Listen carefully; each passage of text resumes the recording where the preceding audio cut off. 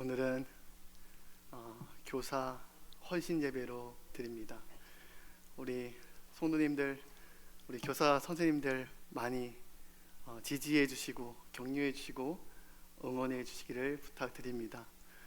저희들도 가정에서 아이 1명, 2명 키우기도 정말 쉽지가 않은데 하나님의 자녀들을 날마다 위해서 기도하고 또 섬기고 또 가르치는 일이 정말 쉽지 않은 일입니다. 그리고 또 교사들 중에는 또 청년, 우리 학생 교사들도 있는데 한 주 동안 또 여러 가지 과제, 학업, 아르바이트 한 주 동안 많이 때로는 지쳐있고 힘든 상황 가운데서도 또 이렇게 주일날 일찍 나와서 또 예배를 섬기고 우리 아이들을 섬기는 귀한 분들입니다. 또 일주일 동안 직장에 다니시는 교사 선생님들 많이 있습니다. 한 주 동안 얼마나 고된 노동과 또 돈을 벌기 위해서 얼마나 많은 스트레스를 감내하면서 한 주간 살아옵니까? 주일날 쉬고 싶고 주일날 그냥 마음 놓고 싶은 마음도 있지만 하나님께서 주신 은혜 때문에 하나님의 부르심 때문에 또 교사의 사명을 감당하고 계신 줄로 믿습니다. 우리 교사 선생님들 끝까지 사명 잘 감당할 수 있도록 기도해 주시고 늘 격려해 주시기를 부탁드리겠습니다. 여러분, 우리의 사명이 무엇일까요? 우리 부모의 사명이 무엇일까요? 우리 교회의 사명이 여러분 무엇일까요? 첫째도 둘째도 사람을 세우는 일입니다. 교회의 사명, 우리의 사명은 한 사람을 하나님의 사람으로 세우는 일을 하는 것이 바로 우리 교회의 사명이고 우리 부모의 사명인 줄 믿습니다. 여러분, 부모는 사람을, 내 자녀를 믿음으로 신앙으로 세우는 것이 그것이 성경적인 것입니다. 그런데 많은 사람들이 나의 경력을 세우려고 그러고 나의 집을 세우려고 많이 노력하고 있는데, 여러분, 우리의 경력과 우리의 커리어, 우리의 집 세우는 모든 것들은 다 한순간에 언젠가는 다 무너지는 것들입니다. 사라지는 것들입니다. 그러나 영원히 남는 것이 있는데 그것은 뭐냐면 한 영혼, 생명을 살리는 한 영혼이 하나님 앞에 영원히 남게 되는 줄로 믿습니다. 여러분, 교회의 사명도 여러분 사람을 세우는 겁니다. 여러분, 예수님도 초대교회도 여러분 어떤 사역을 행하셨습니까? 제일 처음 예수님이 교회의 건물을 세우고 어떤 모임을 어떤 공동체로 세운 것이 아니라 제일 먼저 초대교회 사도들, 예수님 날마다 나가서 복음을 전하고 사람을 세우고 사람을 믿음으로 복음으로 말씀을 세우는데 온 힘을 다했습니다. 여러분, 분명한 것은 뭐냐면 우리는 이 교회의 사명은 사람을 세우는 겁니다. 하나님의 사람을 세우는 겁니다. 그리고 사람을 살리는 역할을 하는 것이 바로 교회의 사명인 줄로 믿으시기 바랍니다. 여러분, 한 표를 한번 보도록 하겠습니다. 무너지는 청년들, 급증하는 청년 자살이라는 통계입니다. 2017년부터 2021년도까지 나온 통계인데요. 거기 20대와 30대를 비교해서 지금 통계가 나와 있습니다. 그런데 2017년부터 21년까지 20대 자살률이 무려 58%가 증가를 합니다. 30대 자살률도 12%가 증가가 되었습니다. 그러니까 많은 청년들이 지금 여러 가지 삶의 위기와 어려움을 만날 때 그 어려운 그 위기와 그 많은 고난 앞에서 자기의 삶이 무너지고 마음이 무너져서 자살을 선택하고 자살을 결정하는 사람들이 너무나도 많이 있다는 겁니다. 자살로 무너져가는 이 세대 가운데 교회의 역할, 우리 교회 학교 교사들의 역할이 무엇입니까? 무너져가는 이 세대 가운데 복음으로 하나님의 사람으로 세우고 생명으로 하나님의 사람을 세우는 일이 바로 교회와 우리 교사들, 부모의 사명인 줄로 믿으시기 바랍니다. 여러분, 마태복음의 말씀에 보면 예수님의 족보에 대한 이야기가 나옵니다. 아브라함이 이삭을 낳고 이삭이 야곱을 낳고 이렇게 대대 이런 족보들이 기록되어 있습니다. 여러분, 이것은 무엇을 말하고 있습니까? 아브라함, 다른 말로 얘기하자면 아브라함이 이삭을 남기고 이삭이 믿음의 사람 야곱을 남기고, 그렇게 표현할 수 있겠죠. 아브라함이 하나님의 자녀 이삭을 세우고 이삭이 하나님의 자녀로 야곱을 세웠다. 여러분, 그렇게 표현할 수 있습니다. 근데 마태복음의 시작에 이 믿음의 계보를 적은 이유는 이 믿음의 전수, 믿음의 계보를 이어가는 것이 신앙에서 너무나도 중요하다는 사실을 주님께서 말씀하고 계시는 겁니다. 여러분, 사람을 세우는 것이 그것이 인생의 성공이에요. 돈을 남기고 땅을 남기고 집을 남기는 것이 성공이 아니라 내 자녀를, 교회 학교 학생들을 믿음으로 세우는 것이 그것이 인생의 성공입니다. 아무리 돈을 많이 쌓고 있어도, 아무리 큰 집에 있어도, 아무리 외제차 좋은 차 타고 있어도 자녀가 믿음에서 떠나고 세상으로 방황하고 죄 가운데 무너지게 되면 그것을 성공한 인생이라고 여러분 말할 수 있겠습니까? 여러분, 주님께서 말씀하시죠. 예수님께서 제자들을 부르실 때 너희를 사람 낚는 어부가 되게 하리라라고 말씀하셨습니다. 원래 주님께서 부르시기 전에는 물고기 낚는 어부였습니다. 여러분, 물고기 낚는 어부의 삶의 목적이 무엇일까요? 물고기 잡는 이 어부의 사명이 무엇일까요?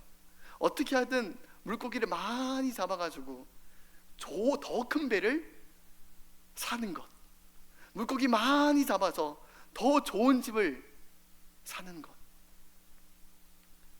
그것을 남기는 것이 아마 일반적인 물고기를 낚는 어부의 삶의 목적이고 삶의 방향이었을 겁니다. 그런데 어부였던 베드로 그리고 다른 제자들을 부르시면서 이제 너는 사람을 낚는 어부가 되게 할 거다. 삶의 가치가 완전하게 바뀝니다. 돈을 위해서, 더 큰 배를 위해서, 더 큰 집을 위해서 살아갔던 그들의 인생이 이제는 한 영혼을 살리는 일을 위해서 부르심 받게 됩니다. 아, 하나님의 사람을 세우는 것이 가장 중요한 일이구나. 믿음의 사람으로 키워내고 길러내는 것이 인생의 성공이구나. 제자들이 이러한 믿음의 방향성을 가지고 나아가게 되었다는 겁니다.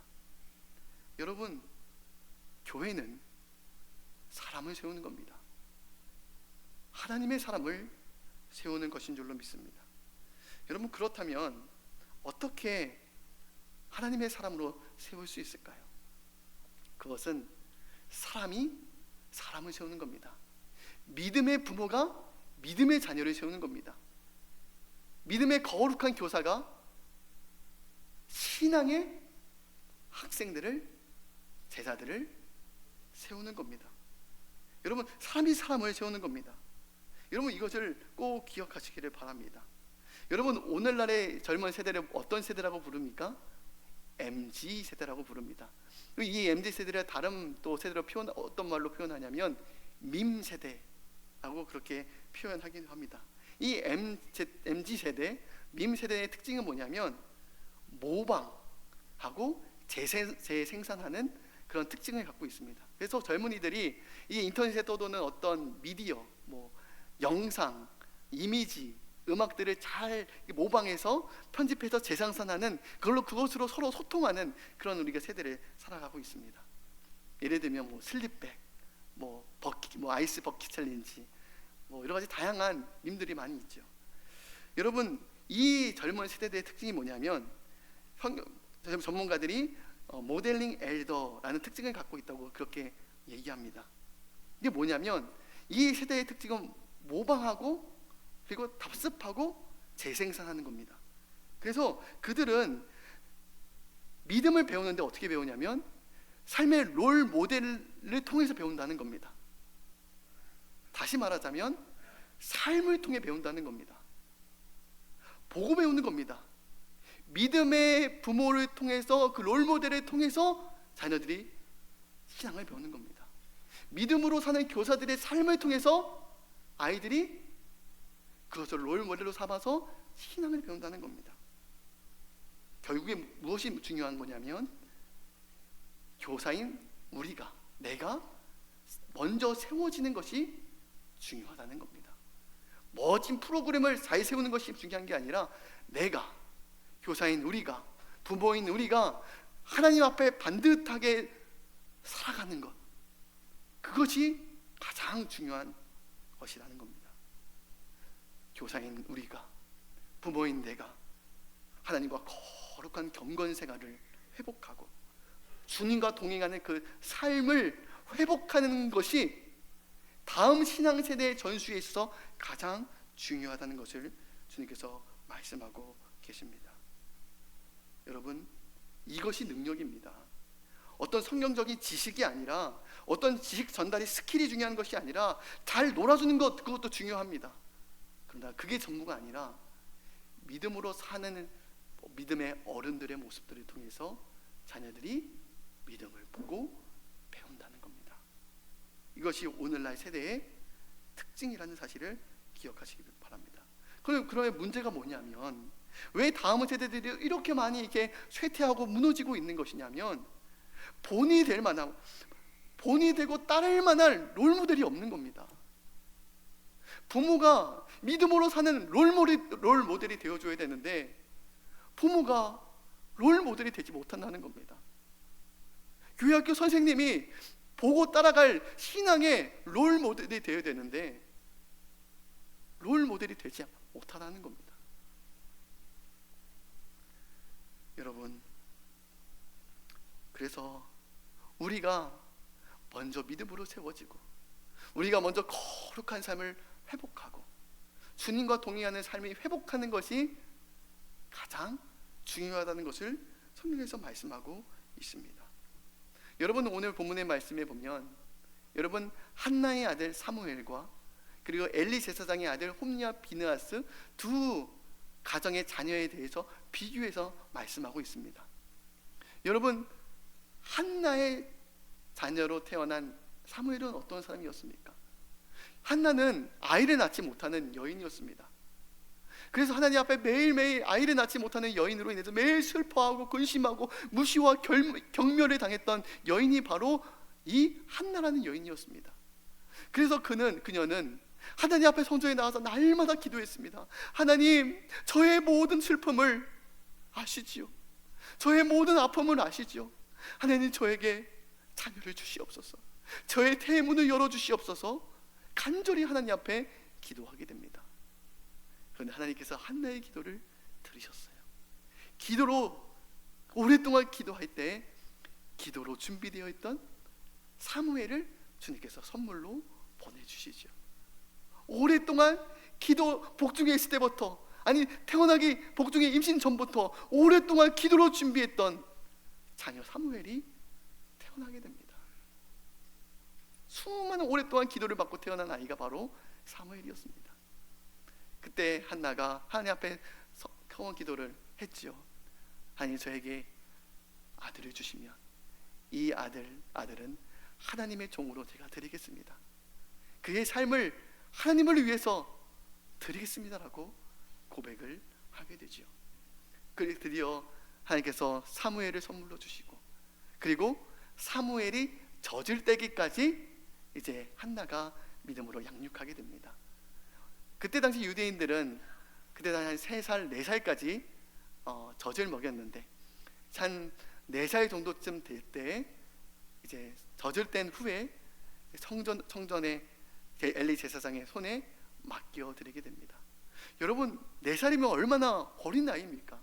오늘 지금 따지면 지금 유아부에서 유치부로 넘어가는 아장아장 이제 말하기 시작하고 걷기 시작하는 너무나도 어린 아이 같은 아이가 바로 사무엘이었습니다. 얼마나 어머니의 손길이 많이 필요하겠습니까? 얼마나 어머니께 요구하는 것이 많겠습니까? 그런데 그 어린 사무엘이 이제 하나님의 성전에서 키워지게 됩니다. 어떻게 보면은 어머니의 손길이 다 닿지 못하고 어머니가 다 채워줄 수 없는 많은 영역들이 있었을 겁니다. 어떻게 보면 이 사무엘이 내 삶에서 어머니의 빈자리가 크게 느껴져서 마음이 삐뚤어질 수도 있고 엇나갈 수도 있고 그런 정서적인 결핍 때문에 방황할 수도 있었습니다. 그런데 사무엘은 성전에서 자라면서 믿음으로 바르게 살아가게 됩니다. 하나님을 사랑하는 자녀로 자라나게 됩니다. 하나님의 말씀을 붙들고 하나님의 음성을 듣는 자녀로 올곧게 자라나게 됩니다. 그렇게 믿음으로 자랄 수 있었던 이유가 무엇일까요? 바로 어머니의 기도였습니다. 비록 떨어져 있을지라도 하나님, 내가 어머니로서 이 아이를 그 옆에서 친밀하게 모든 것을 다 채워줄 수는 없지만 하나님께서 친아버지가 되어주셔서 제가 채울 수 없는 것들을 하나님께서 다 채워주시옵소서. 정서적인 필요도 채워주시옵소서. 모든 것들을 하나님께 마음에 결핍이 생기지 않도록, 마음이 엇나가지 않도록 내 자녀가 믿음으로 세워질 수 있도록, 하나님을 사랑하고 경외하는 아이로 세워질 수 있도록 매일매일 한나가 눈물 뿌리며 기도했습니다. 그 기도로 세워진 아이가 사무엘이었습니다. 그런데 반대로 제사장 엘리의 아들들은 어떻습니까? 홈리와 비느하스. 그때 당시 제사장은 어떤 위치를 갖고 있냐면 아주 사회적으로 큰 힘을, 영향력을 갖고 있는 사람이었습니다. 정치적인 능력도 힘도 있었고 사법권과 제사권, 이 세 가지 능력을 갖고, 권세를 갖고 있던 사람이 엘리 제사장이었습니다. 얼마나 그 자녀들이 남부럽지 않게 자랐을까요? 물질적인 결핍 없이 남부럽지 않게 떵떵거리며 살았을 겁니다. 그들은 모든 물질적인 것들이 다 채워지고 사람들이 우러러보는 자리에 있었지만 그 마음 가운데 하나님을 갈망하는 마음이 없었습니다. 하나님을 경외하는 마음이 없었습니다. 하나님을 경외하고 하나님을 사랑하는 마음, 그 마음이 결핍되게 될 때 모든 물질적인 필요, 사회적인 모든 필요는 넉넉했을지라도 그 홈리와 비느하스가 엇나가지 않습니다. 엇나가게 되지 않았습니까? 하나님을 떠나고 제사를 업신여기고 수종드는 여인과 관음하는 그런 방황하는 이들이 얼마나 많이 일어나고 있습니까? 성경에서 두 가정의 자녀를 비교하면서 말씀해주고 있는 것이 무엇입니까? 물질적인 필요 중요합니다. 정서적인 필요 중요합니다. 더 중요한 것은 영적인 필요. 그 아이들이 기도로 자라고 세워지고 진리로 하나님을 사랑하는 자녀로 세워지는 것이 더 중요하다는 사실을 성경에서 지금 말하고 있는 것 아니겠습니까? 여러분, 한 사람을 세우는 것이 정말 힘이 듭니다. 단기간에 짧게 몇 개월, 한 달, 1년 그렇게 세워지는 것이 아니라 그 어린 아이부터 그 인격이 형성되기까지, 성인이 될 때까지 오랜 시간 동안 이 아이들이 전인격적으로 믿음의 사람으로 세우기까지 얼마나 많은 기간들, 얼마나 많은 수고들, 얼마나 많은 어려움과 위기를 겪어가면서 이 아이들이 세워지는 겁니까? 여러분, 사람을 세우는 것이 참 결코 쉽지가 않습니다. 여러분, 교회학교 교사를 하시다 보면 여러분, 학생들은 어떤 것 때문에 힘드십니까? 예배하고 앞에 전도사님과 선생님들이 막 예배 가운데 막 부흥을 달라고 막 애쓰면서 찬양하고 하는데 우리 학생들은 반응하지 않아요. 석상같이 그냥 가만히 있어요. 학생들은 반응하지 않는 것 때문에 답답해하고, 또 아동부는 에너지가 가장 혈기가 왕성합니다. 텐션이 높아요. 그래서 막 예배 시간에도 막 뛰어놀고 싶고 막 애들 막 다투기도 하고 막 그런 어려움들이 많이 있습니다. 아이들을 여러 가지 이 아이들을 믿음으로 세우고 기도하고 섬기는 것들이 참 쉽지가 않습니다. 여러분, 교사하면서 아마 한두 번씩은 아이들에게 상처받은 본 경험이 다 있을 겁니다. 아이들은 말로 인해서 에이 선생님 싫어요, 에이 재미없어, 에이 뭐야, 안 할래요. A 막 선생님한테 A, XX라고 막 욕하는 애들도 있어요. 여러분, 저도 이제 신학교 이제 전도사 사역하기 전에 아버지께서 이제 개척을 하셨는데 거기서 이제 교사로 섬긴 경험이 있습니다. 개척교회였기 때문에 이제 집사님들과 함께 이제 놀이터 전도를 하면서 이제 전도를 해서 아이들이 이제 왔어요. 그런데 한 아이 중에 특별히 유난한 아주 유별난 남자 아이가 있었습니다. 이 아이는 행동이 잘 절제가 안 돼요. 행동이 과격해요. 한번 폭발하게 되면 자기조차 감당이 안 되는 아이입니다. 근데 잘 주의 깊게 보면 늘 그 아이는 부모님이 어떤 상황인지 알지 못하지만 집에 있지 못하고 늘 밖에서 막 방황하는 아이예요. 근데 그 아이가 전도되어서 교회 왔습니다. 근데 그 아이가 그냥 행동이 거치니까 이제 막 다른 아이들이 막 때리기도 하고 막 장난치고 막 욕하고 하니까 막 어려운 겁니다. 그래서 제가 젊은 청년 교사 아닙니까? 그래서 제가 딱 가서 힘이 좋고 젊으니까 제가 그 아이를 안 돼! 하고 제가 때리지는 않고 딱 이제 행동을 제재를 시켰습니다. 그러니까 이 아이가 딱 제재를 당하니까 막 몸부림치면서 저에게 발길질도 하고 제가 발로 차여본 적도 있어요. 하면서 막 발로 차면서 저에게 막 욕하면서 제 얼굴에 침을 뱉더라고요. 침을 뱉어요. 교사하면서 여러분 침 뱉음 당해본 적 있으십니까? 교사하면 발로 차여도 보고 침 뱉음도 당해봐야 이 교사 하는구나 합니다. 예. 그래서 저도 교사하면서 그 아이들 막 욕하면서 저에게 막 발로 차고 막 저한테 욕하고 그때 그 당해볼 때 여러분 마음이 어땠을까요? 제 마음이 젊은 혈기인데 제 마음도 막 욱 하는 마음이 저도 올라오기 시작합니다. 한번 구벅 때리고 싶은 마음도 제 마음 가운데 순간적으로 올라오게 되었습니다. 근데 그 순간 분명 잘못된 것을 제지하고 가르쳐주는 것은 맞는데 내가 만약 혈기로 이 아이를 가르치고 내 분노로 이 아이를 내가 어떻게 한다면 이 아이는 분명히 상처받을 거고 다시는 교회 자리에 나오지 못할 것을 알고 있었기 때문에 순간 제 마음 가운데 분노가 치밀고 화가 나고 저는 치유받고 싶은 마음이 굴뚝 같았지만 하나님 주시되 하나님 제 마음을 지켜주세요.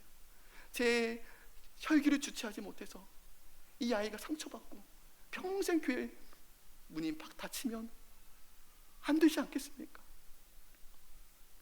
여러분, 이처럼 교사로 사역하는 게 참 쉽지가 않습니다. 별의별 다양한 아이들이 참 많이 있다는 겁니다. 여러분, 이렇게 참 어려워요. 힘든 사역입니다.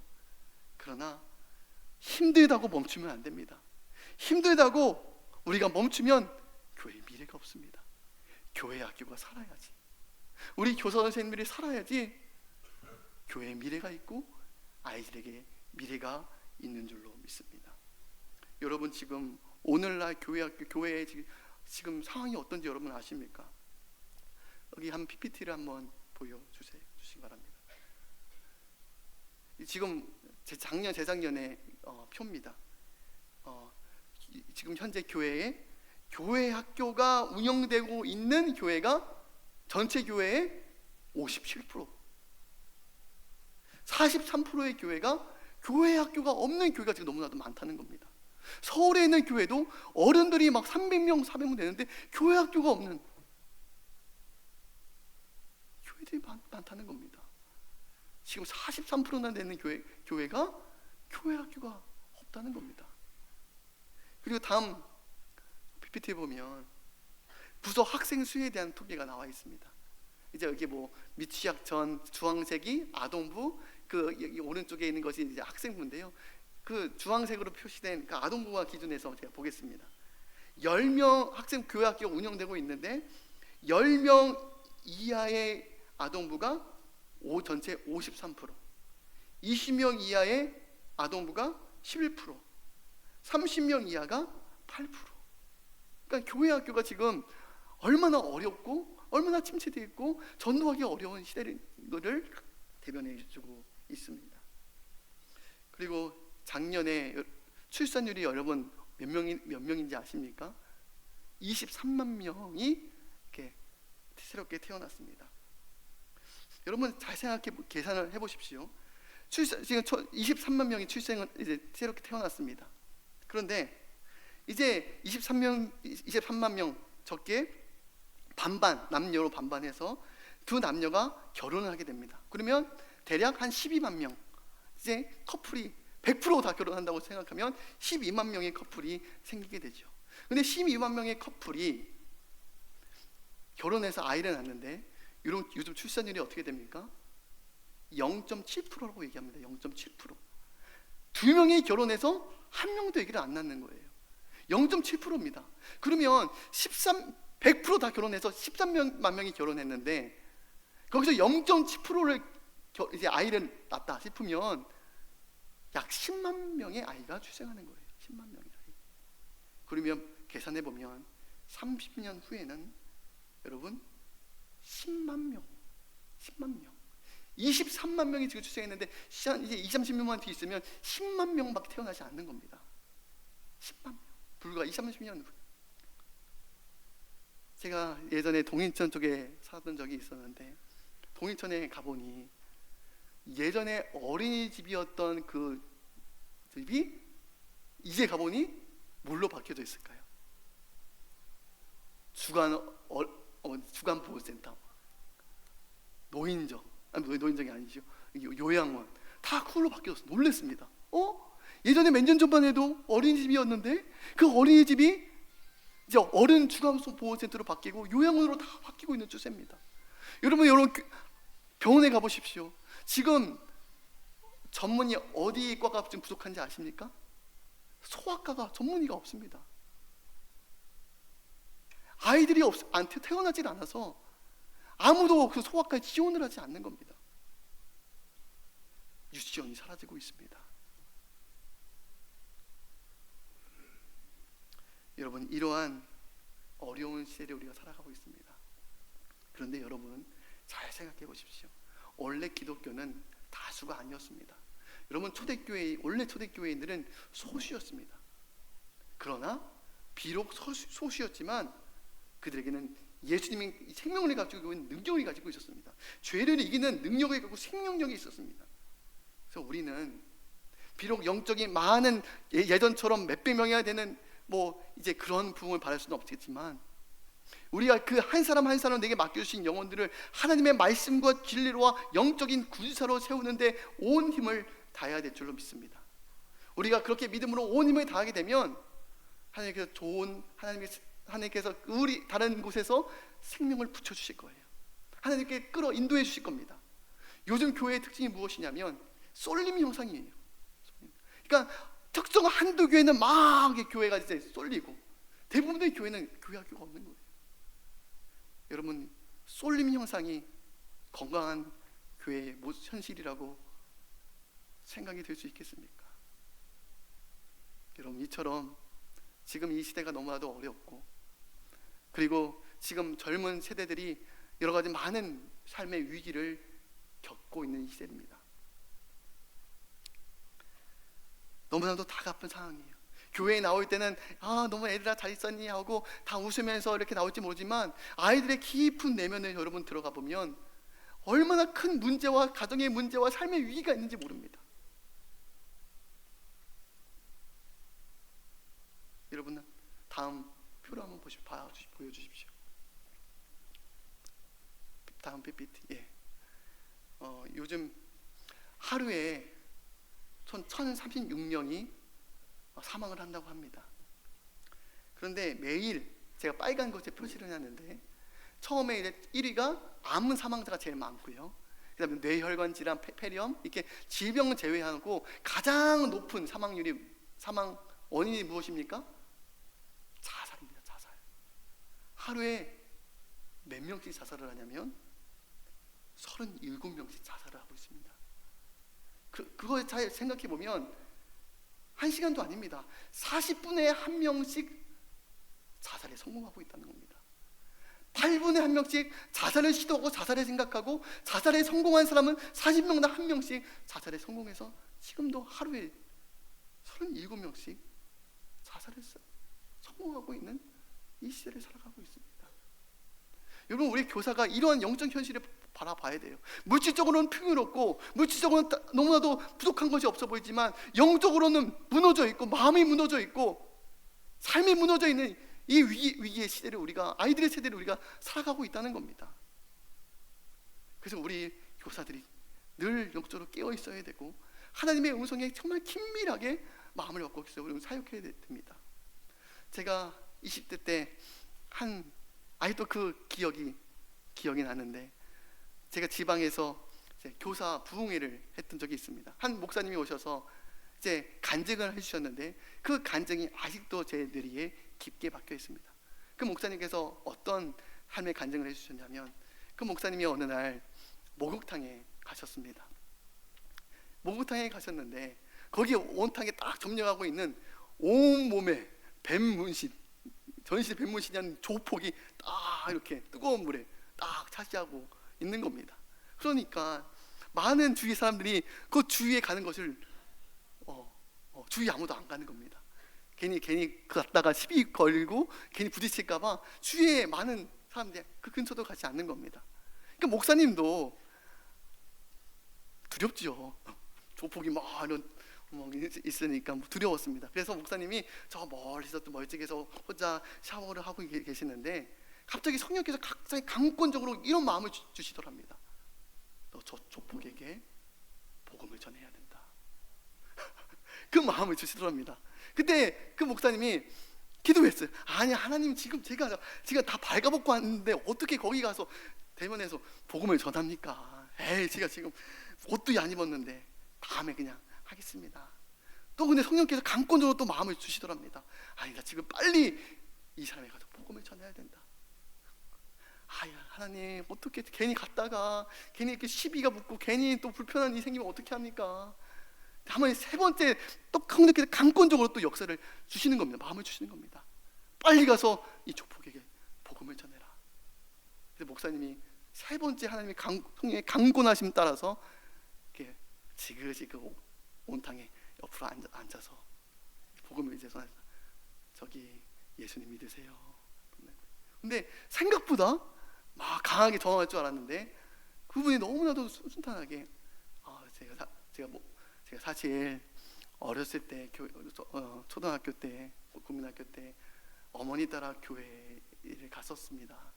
그런데 제가 중고등학교 때 여러 가지 친구들을 잘못 만나고 돌이킬 수 없는 일들을 몇 번 저질러 보니까 어쩌 하다 보니까 여기까지 왔습니다. 원치 않은 길이었는데 어떻게 보니까 여기까지 왔습니다. 어떻게 근데 하나님께서 그 마음을 예비해 주셨는지, 그 마음을 준비해 주셨는지 그 조폭이 너무나도 자기의 삶을 이렇게 나누더랍니다. 지금 비록 멀리 와 있을지라도, 비록 많은 실수와 죄를 범했을지라도 하나님께서 당신을 사랑하고 계신다고, 지금도 죄를 회개하고 예수님 앞에 돌아오면 된다고, 그래서 복음을 전하고 그 목욕탕에서 같이 기도를 했다고 합니다. 이제 기도를 하고 나서 그래도 이제 빠이 하고 이제 헤어졌는데, 이제 먼저 이제 그 조폭 되시는 이제 어깨 그분이 이제 정리를 먼저 하고 이제 목욕탕을 나섰다고 합니다. 근데 얼마 지나지 않아서 비명 소리가 들리는 거예요. 나중에 다가오니까 그분이 어떤 반대의 어떤 조폭 세력에 의해서인지 정확히는 모르겠지만 칼에 맞아서 즉사를 했던 거예요.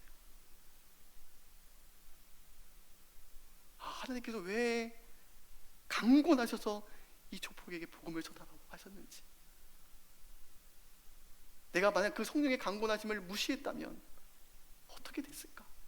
하나님이 저 영혼도 사랑하셔서 마지막 죽기 전에 어떻게 해서든 복음 듣고 예수님 앞에 서게 하려고 주님께서 나를 이렇게 인도하셨구나.